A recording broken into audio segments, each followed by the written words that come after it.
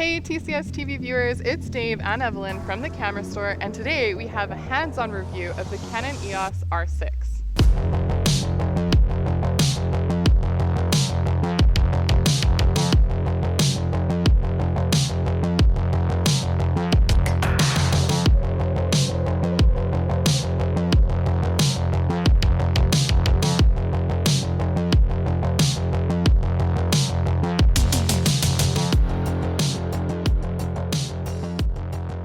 Canon launched the EOS R5 and the R6 at the same time, but the R5 overshadowed the R6 because of its 8K video and its 45 megapixels. But the R6 on its own right is a very practical, potent camera.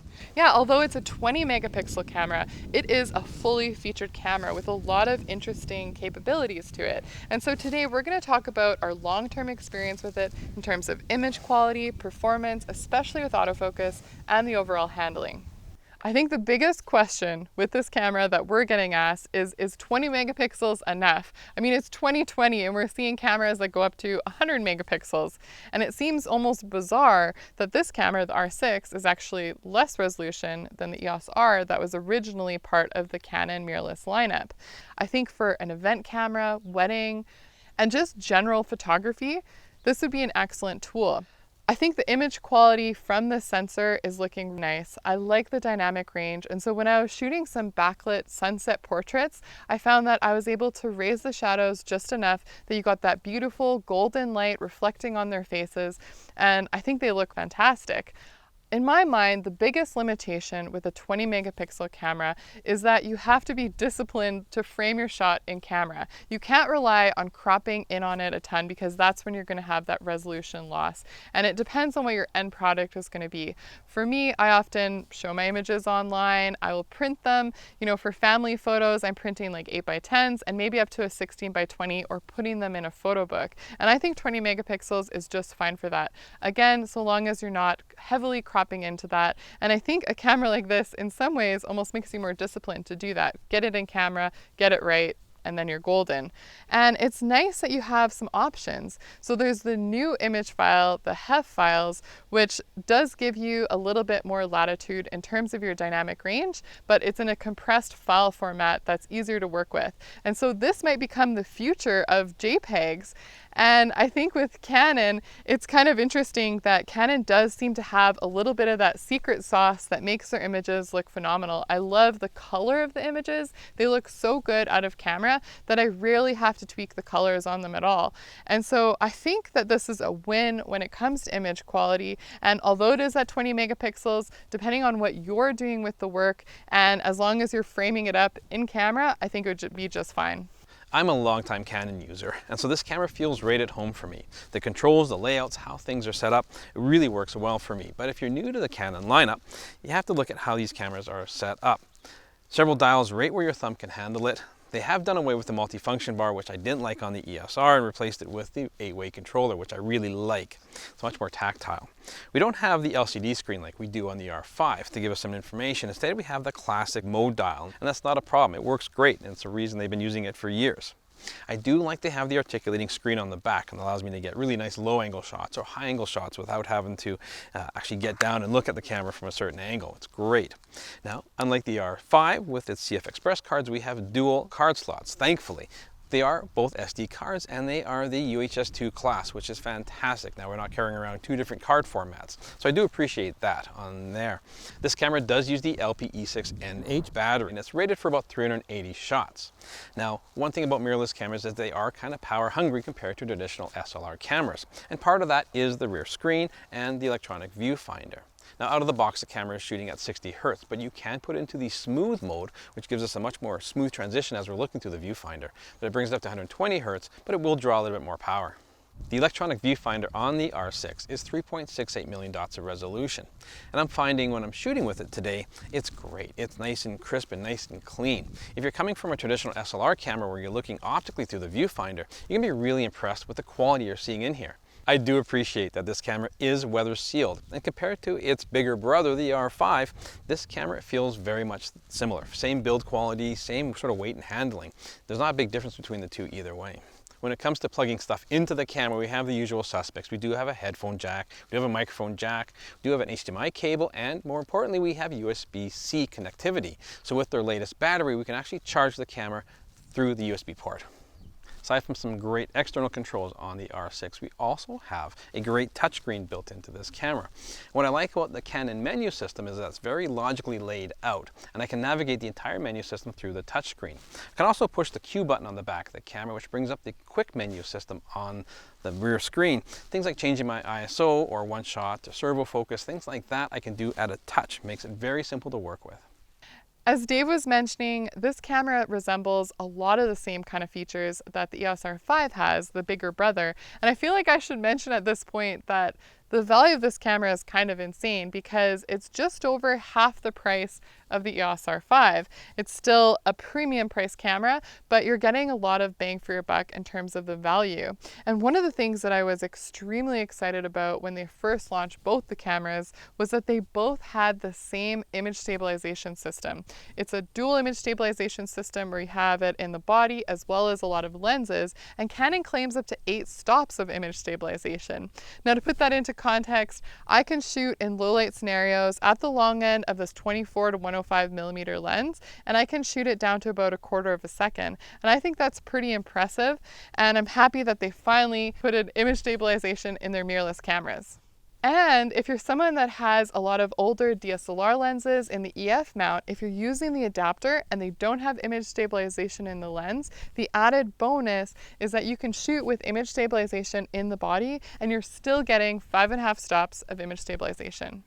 The Canon EOS R6 features a Digic-X processor. That's the same processor used in their top-of-the-line sport shooting camera, the 1DX Mark III. This camera can shoot 12 frames per second and 20 frames a second electronic, which puts it in a very exclusive club when it comes to full-frame cameras. Now, if you've been paying attention to our channel, you've seen me use another camera that shoots up to 20 frames a second electronic, the Sony A9 Mark II.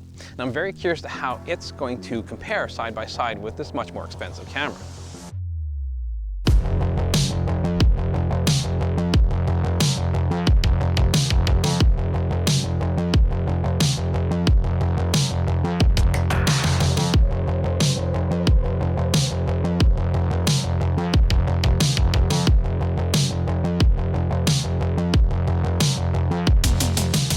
We had a great time photographing these two guys barreling down this hill on their mountain bikes. I've always been a big fan of Sony's real-time autofocus tracking. It makes shooting a lot of this kind of subject matter really almost easy, like it's scary a little bit. And it's nice to see how Canon finally has a system that can keep up with it. The deep learning that Canon has put into the R6 makes shooting these kind of subjects much easier than it ever has been before. The way it tracks the face or tracks a helmet as these guys are coming down the hill makes it fantastic. Now, in this particular test, we got a lot of really good shots, and I couldn't see a big discernible difference between either autofocus system. That's a big testament to how Canon has done for a much less expensive camera. Something else I was very curious to try was how well the RF worked with EF glass.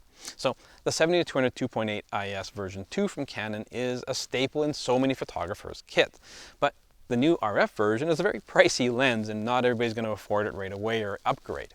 So putting on the older lens with the new body to see how it autofocused was really impressive because I didn't see a discernible difference between autofocus speed. It was still able to track the mountain bikers doing their pass. Although Dave and I are photographers, we tend to focus more on the photography side of things. We'll touch a little bit on video here because there's some interesting features and some limitations that we should mention.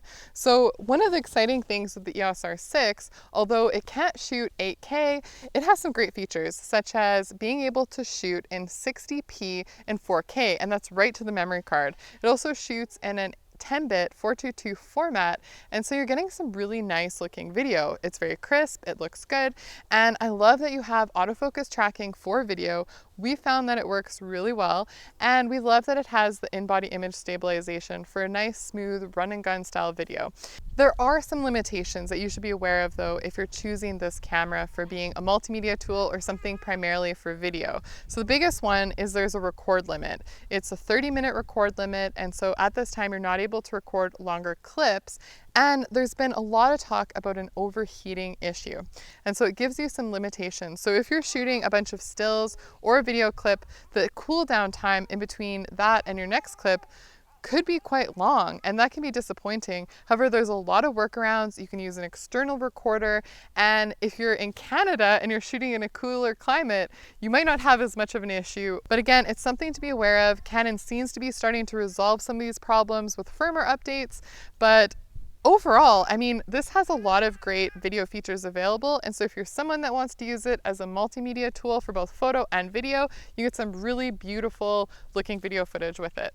Well, we're starting to lose our light here today, so that means our shooting time is almost done. Now, we've had a great day today with the R6. Now, you and I have also had the pleasure of having this camera for quite a while now, so we've got a really good feel for this camera. Yeah, and I think a lot of the things that we felt about this camera early on, we've had a chance to test it more, and we are thoroughly impressed with the autofocus performance of this camera, especially. It paired well against the A9 Mark II. We think that the autofocus in this is spectacular. Now, you almost have to compare it to like a baby 1DX because it's so good. Yeah, and I mean, the resolution is the same as that Pro camera as well. And I think positioning this camera below the R5, although it is the lower resolution version, it's even lower than the EOS R, the image quality, the detail, and the sharpness, it resolves well with these RF lenses. It does have the weaker of the low pass filters compared to the R5. The images do look very sharp though. You gotta kind of get past that 20 megapixel hurdle because it's fantastic. It's a great sensor. It's a great resolution. That's more than adequate for most people's needs. Yeah, and if you're shooting things like events, weddings, sports, I think that it still has a really good place, and you're getting a lot of camera. You're getting a lot of value for your buck. And keep in mind too that it's much easier on your computer to be processing 20 megapixel files rather than 45 megapixel files. I know when I popped my memory card in and dumped the photos from today, I was like, wow. It's done. That's awesome. So a lot less demanding on your computer processor. Yeah, so today we were shooting some old motorbikes and some chickens. The boys, yeah, thanks to Bailey and Lincoln and Alex and Marcus for allowing us to shoot them today. We did some awesome motocross racing as well as some mountain biking, and we had a lot of fun. It was a very good day. I'm really enjoying this camera, I have to admit, right? Yeah, me too. I'm usually the guy who wants more resolution and bigger, badder, everything. But I realized how nice it was to have the smaller file size that still deliver fantastic results. See, there is some benefit. The other thing is, I think Canon has finally put all of their best tech into their mirrorless cameras. Early on with the R and the RP, we really weren't thrilled about it, but we knew that Canon could produce a better camera, and they've done it here with the new processor, the autofocus system, and just the overall performance. We're really happy with it. It's really nice on the market to hear people talking about not what's wrong with the camera, but what's right with the camera. Yeah, and I think especially from a still photography tool, as also a hybrid camera that's capable of shooting some nice video, this camera hits a lot of marks. And of course, we want to know, what do you guys think? Is this the camera that you would consider? Let us know in commenting below. Make sure you follow us on Instagram. And if you're new to the channel, please subscribe and hit the notification bell so we can catch you again very soon.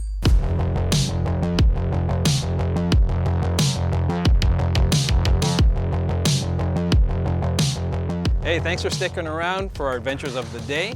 If you want to check out our most recent episode, click up here. And if you want to shop Canadian, check out the camera store link right here.